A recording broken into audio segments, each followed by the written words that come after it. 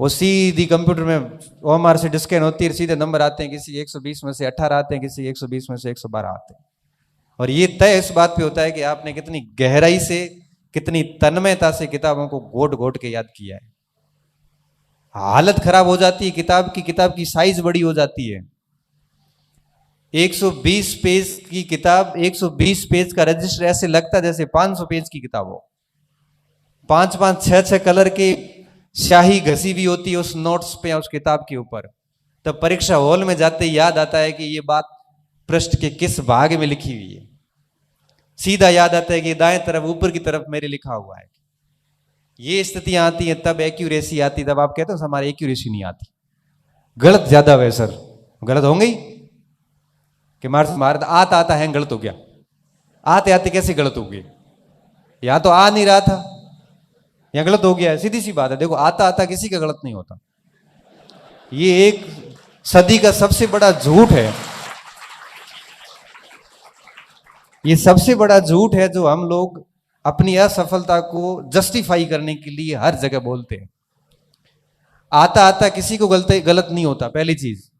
दूसरी बात, जब हम बाहर निकल के कहते हैं ना कि आधे नंबर में फेल हो गयो या 1 नंबर ही ला रहे हो, भाई साहब आपने परीक्षा हॉल में पूरी ताकत लगा ली थी, 1 नंबर आया नहीं। आप 1 नंबर से नहीं हुए हैं।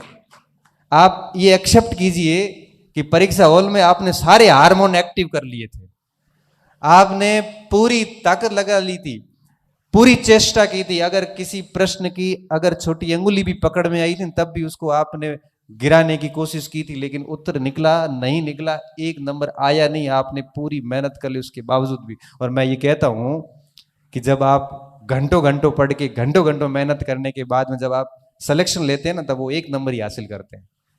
वो 1 नंबर के लिए बहुत मेहनत करनी पड़ती है, तब जाके वो 1 नंबर आता है और हम हंसते हंसते गलत करके आ जाते हैं। इसलिए कहते हैं कि जब जितना आप ढंग से मेहनत करेंगे, जितनी आप बार बार रिवीजन करेंगे, एक भाग के लिए भाई एक ही किताब रखो ना, ये 20 किताबें रखने की क्या जरूरत है।